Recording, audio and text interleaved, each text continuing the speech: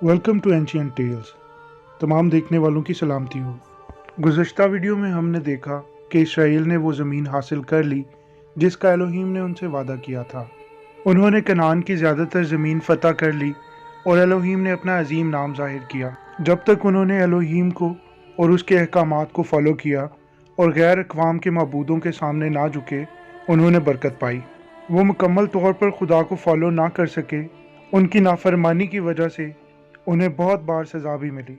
हम पार्ट 3 को इस्तेमाल करते हुए एलोहीम को बेहतर तौर पर समझने की कोशिश करेंगे। वो ना सिर्फ हमारे गुनाहों को इग्नोर करता है और हमें गुनाह के नतीजे में सज़ा दिए बगैर बख्श देता है। अगर हम उसको दूसरी तरह देखें तो ये खुदा का फजल है जो हमें सज़ा से बचाता है। लेकिन अगर हम गुनाह से तौबा नहीं करते तो फजल हमेशा कायम नहीं रहता। ये बात काबिल गौर है कि हमारे गुनाहों और नाफरमानी पर खुदा का रद्द अमल क्या होता है। इसराइल की इस कहानी की तकमील में बहुत सारे साल लगे, लेकिन जैसे ही वो वादा की सरजमीन पर पहुंचे, उनकी अजमत छुप गई और कहानी का रुख पलट गया। हम इस हिस्ट्री को इस्तेमाल करते हुए खुदा के चुने हुए लोगों की हिस्ट्री को समझने की कोशिश करते हैं।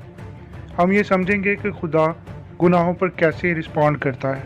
हम इसराइल के ट्रू पर्पस और मसीहा के पर्पस को जानेंगे। Let's begin.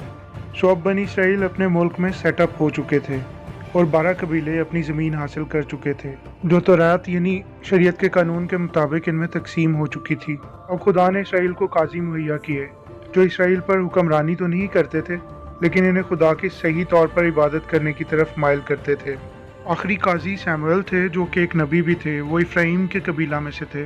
सैमुएल ने बचपन में खुदा की आवाज़ सुनी और जैसे जैसे बड़े होते गए खुदा उनके साथ था। तमाम इसराइली जानते थे कि सैमुएल खुदा के नबी हैं। सैमुएल ने इसराइल के तमाम कबाइल को खुदा की तरफ वापस बुलाया और कहा कि अपने पूरे दिल से एलोहीम की तरफ वापस आओ और गैर मबूदों मसलन अस्तारात को अपने दरमियान में से दूर करो और अपने दिल को एलोहीम के लिए तैयार करो और सिर्फ उसी की इबादत करो, तो वो तुम्हें फ़लस्तियों के हाथ से रिहाई देगा। बस बनी इसराइल ने अस्तारात और बाल को छोड़ा और खुदा की तरफ रजू लाए। जब सैमुएल बूढ़े हो गए तो उन्होंने अपने बेटों योएल और इबिया को इसराइल पर काजी मुकर्रर किया। उनके बेटे अपने बाप की राह पर ना चले। उन्होंने बददयानती का खेल खेला, रिश्वत ली और इंसाफ की धज्जियां उड़ा दी। साउंड्स लाइक बहुत से मॉडर्न डे पास्टर्स भी ऐसा ही कर रहे हैं। एनीवेज, इसराइली सैमुएल के पास जमा हुए और कहा कि तुम बूढ़े हो गए हो और तुम्हारे बेटे तुम्हारी राह पर नहीं चलते। हमारे लिए एक बादशाह मुकर्रर करो जो हमारा इंसाफ करे, जैसा कि तमाम अक़वाम के बादशाह हैं। इसराइली उन तमाम अक़वाम की तरह बनना चाहते थे जिन पर बादशाह हुकूमत करते थे, ताकि बादशाह उनका इंसाफ करे और दूसरी अक़वाम के साथ उनके लिए बात करे। सैमुएल ने उनकी दरख्वास्त खुदा के सामने रखी। खुदा ने सैमुएल को जवाब दिया, मैंने इसराइल की आवाज़ सुनी है जो उन्होंने तुमसे कहा। उन्होंने तुम्हें रिजेक्ट नहीं किया बल्कि मुझे रिजेक्ट किया है। वो नहीं चाहते कि उन पर मेरी हुक्मरानी हो। बस उनकी बात सुनो और उन्हें इस बात की पुख्ता इंतबा दो कि जिस बादशाह को वो अपने लिए चुनेंगे उसका बर्ताव उनके साथ कैसा होगा। खुदा ने उन्हें बताया कि अगर वो अपने लिए बादशाह चुनेंगे तो उनके साथ क्या होगा। खुदा ने जो वार्निंग्स उन्हें दी वो आप पहले सैमुएल के 8वें बाब में पढ़ सकते हैं। लेकिन आखिरकार खुदा ने उनसे कहा कि तुम उस दिन पर मातम करोगे जिस दिन तुमने अपने लिए बादशाह चुनने की बात की, लेकिन मैं उस दिन तुम्हारी बात नहीं सुनूंगा। इसराइल जो कि एक ज़िद्दी कौम थी, उन्होंने सैमुएल की बात और वार्निंग्स मानने से इनकार कर दिया। उन्होंने कहा कि हमें बादशाह चाहिए। वो दीगर अक़वाम की तरह बनना चाहते थे कि उनका बादशाह उनका इंसाफ करे और जंग के लिए उनके आगे खड़ा हो। आज भी बहुत से लोग ऐसे हैं जो पाकरू की हदायत के मुताबिक चलने की बजाय अपने पादरी को अपनी ज़िंदगी के लिए लीडर और मुनसफ चुन लेते हैं और पादरी को अपना हरफ आखिर बना लेते हैं, जबकि हरफ आखिर खुदा का जिंदा कलाम इनके हाथों में होता है। बस खुदा ने कहा कि इनकी आवाज़ सुनो और इनके लिए एक बादशाह चुन लो। खुदा ने बिन्यामीन के कबीला से साउल को भेजा ताकि वो इसराइल का पहला बादशाह बने। सैमुएल ने बनी इसराइल से कहा, खुदा ने इसराइल को मिस्र से निकाला और तुम्हें मिस्रियों के हाथ से रिहाई दी, तमाम सल्तनतों के हाथ से और उन अक़वाम के हाथ से जिन्होंने तुम्हें दबाने की कोशिश की, लेकिन आज तुमने खुदा को रिजेक्ट कर दिया, जिसने खुद तुम्हें तमाम मुश्किलात और मुसीबतों से छुटकारा दिया। और तुमने खुदा से कहा, नहीं, हम पर एक बादशाह मुकर्रर करो। बस अब तुम अपने कबीले और ख़ानदान के हिसाब से यहोवा के सामने हाजिर हो जाओ। बस साउल इसराइल का पहला बादशाह हुआ और उसने रास्तबाजी से इसराइल की बागडोर संभाली और फ़लस्तीन के ख़िलाफ़ बहादुरी से लड़ा। शाऊल ने एक बहुत बड़ी गलती कर दी। खुदा ने शाऊल को हुक्म दिया था कि अमालेकियों पर हमला करो। खुदा अमालेक को उसकी सज़ा देना चाहता था जो बुरा सलूक उन्होंने इसराइलियों के साथ किया, ख़ास तौर पर उस बात के लिए जो उन्होंने इसराइल पर घात लगाकर हमला किया जब वो मिस्र से खरूज के वक्त रास्ता में थे। पर शाऊल को हुक्म मिला कि अमालेक पर हमला करके उसे तबाह करे और किसी को ज़िंदा ना छोड़े, ना किसी इंसान को और ना ही किसी जानदार को। शाऊल ने अमालेकियों पर हमला किया पर उसने किसी चीज़ को तबाह ना किया। उसने अपने लिए जो अच्छा लगा रख छोड़ा। ये शाऊल की बहुत बड़ी गलती थी। शमूएल शाऊल के पास आए और कहा, जब तुम अपनी नज़र में छोटे थे तो क्या खुदा ने तुम्हें इसराइल के तमाम कबीलों का लीडर नहीं बनाया? क्या खुदा ने तुम्हें मसा करके इसराइल का बादशाह मुकर्रर नहीं किया?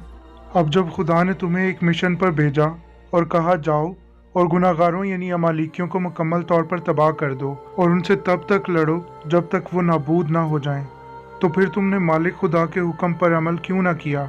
तुमने माले गनीमत को इकट्ठा किया है और तुमने खुदा की नज़र में बदी की है। शाऊल ने जवाब दिया, लेकिन मैंने मालिक खुदा के हुक्म पर अमल किया है और उस मिशन पर गया जिस पर मेरे मालिक खुदा ने मुझे भेजा, और मैं अमालेक के बादशाह अजाज को पकड़ कर ले आया। मैंने अमालेक को मुकम्मल तौर पर तबाह कर दिया है, लेकिन लोगों ने माले गनीमत में अच्छी भेड़ों और बैलों को रख लिया ताकि जलजाल में खुदावन तेरे खुदा के हजूर कुर्बानी चढ़ाएं। शमूएल ने कहा, क्या खुदा सोख्तनी कुर्बानियों और ज़बीहों से इतना खुश होता है जितना इस बात से कि खुदावन का हुक्म माना जाए? एक फर्माबरदारी कुर्बानी से और बात मानना मेंढों की चर्बी से बेहतर है, क्योंकि बगावत और जादूगरी बराबर है और सरकशी ऐसी है जैसा मूर्तों और बुतों की परस्तिश करना।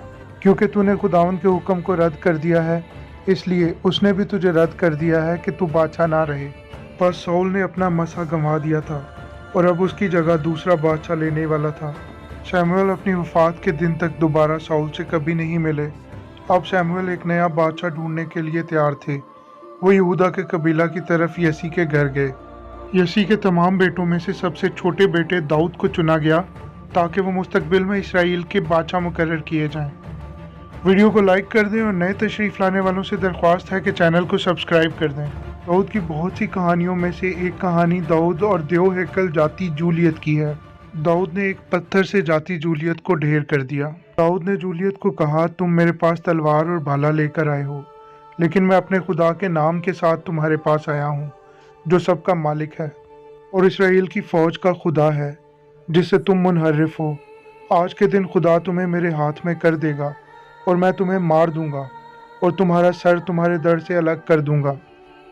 दाऊद ने उस दिन इसराइल के खुदा पर अपने भरोसे का इजहार किया। शाऊल जानता था कि उसकी जगह कोई और ले लेगा और उसे ऐसा लगता था कि दाऊद ही उसकी जगह लेंगे, क्योंकि खुदा दाऊद के साथ था और शाऊल से खुदा अलग हो गया था। इसीलिए शाऊल ने दाऊद को खुद से दूर कर दिया और दाऊद ने अक्लमंदी और जहानत का मुजाहिरा करते हुए दुश्मनों को शिकस्त दी और इसराइली दाऊद से मोहब्बत करते थे। प्लीज़ नोट, दाऊद को समझना बहुत ज़रूरी है, क्योंकि जब इसराइली रोम की ग़ुलामी में थे तो उनका ख्याल था कि मसीहा जो आने वाला है वो दाऊद बादशाह की तरह ही होगा। वो दाऊद बादशाह के दोबारा मुंतज़र थे और आज भी हैं। सच्चे इसराइली मसीहा को पा लेंगे और झूठे मुखालिफ मसीह को। Back to the story. शाऊल दाऊद को कत्ल करना चाहता था। उसने अपने बेटे यूनितन को अपनी ख्वाहिश से आगाह किया, लेकिन यूनितन दाऊद का बेहतरीन दोस्त था। यूनितन ने दाऊद को आगाह किया कि मेरा बाप तुम्हें कत्ल करना चाहता है। उसने बहुत बार शाऊल के मुख्तलिफ मंसूबों से दाऊद को आगाह किया ताकि दाऊद छुप जाएं। यूनितन ने दाऊद से ये भी कहा कि मत डरो, मेरे बाप शाऊल का हाथ तुम तक नहीं पहुंच सकता, तुम इसराइल के बादशाह बनोगे। और उन दोनों ने यानी दाऊद और यूनितन ने खुदा के सामने अहद किया। बस एक दिन खुदा ने शाऊल को दाऊद के हाथ में कर दिया, लेकिन दाऊद ने शाऊल पर रहम किया और कुछ नुकसान ना पहुंचाया। इसके बाद शाऊल को यकीन हो गया था कि दाऊद इसराइल का बादशाह होगा, लेकिन वो फिर भी दाऊद को मारना चाहता था। दाऊद काफ़ी अरसा फ़लस्तीन के मुल्क में शाऊल से छुपे रहे। फिर शाऊल की फ़लस्तीन से जंग हुई और शाऊल और उसके बेटे जंग में मारे गए। शाऊल की मौत के बाद दाऊद यहूदा में वापस आए और यहूदा के बादशाह मुंतखब हुए। सेम टाइम शाऊल का दूसरा बेटा इसराइल का बादशाह मुकर्रर हुआ और यहूदा के अलावा तमाम कबीले उसके साथ थे। उस वक्त इसराइल की सल्तनत दो हिस्सों में बंट गई, इसराइल और यहूदा। सिर्फ यहूदा ने साउल की वफात के बाद दाऊद की पैरवी की और दाऊद और साउल के घराने के दरमियान लंबी जंग लड़ी गई। दाऊद दिन ब दिन मजबूत और ताकतवर होते गए और साउल का घराना कमज़ोर से कमज़ोर होता गया। लॉन्ग स्टोरी शॉर्ट, इशबोशेत को खुदा ने दाऊद के हाथ में दे दिया और जंग अपने इख्तिताम को पहुंची। दाऊद को इसराइल और यहूदा के बादशाह के तौर पर मसा किया गया। अब ये एक मुतहदा सल्तनत थी। दाऊद ने यरूशलेम में रिहाइश इख्तियार की। दाऊद एक अच्छे बादशाह थे। उन्होंने इंसाफ के साथ इसराइल पर हुकूमत की। खुदा ने नातन नबी के ज़रिए दाऊद से कलाम किया और दाऊद से कहा, तुम मेरे लिए एक घर बनाओगे जिसमें मैं सुकूनत इख्तियार करूँगा। जब तुम भीड़ों के चरवाहे थे तो मैंने तुम्हें ले लिया। तुम भीड़ों के पीछे फिरते थे, लेकिन मैंने तुम्हें अपनी कौम इसराइल पर हाकिम मुकर्रर किया और तुम जहाँ कहीं गए मैं तुम्हारे साथ रहा। और मैंने तुम्हारे तमाम दुश्मनों को तुम्हारे आगे से काट डाला। मैंने तुम्हारे नाम को बड़ा किया, तुम्हारा नाम इस दुनिया के अजीम लोगों में शामिल किया। मैं अपनी कौम इसराइल के लिए एक जगह मुकर्रर करूँगा, उन्हें वहाँ प्लांट करूँगा। वो उस जगह सुकूनत करेंगे और वो उनकी मलकियत होगी। ये मज़ीद दर बदर नहीं भटकेंगे। शरीरों की औलाद अब मज़ीद इन पर जुल्म ना करने पाएगी।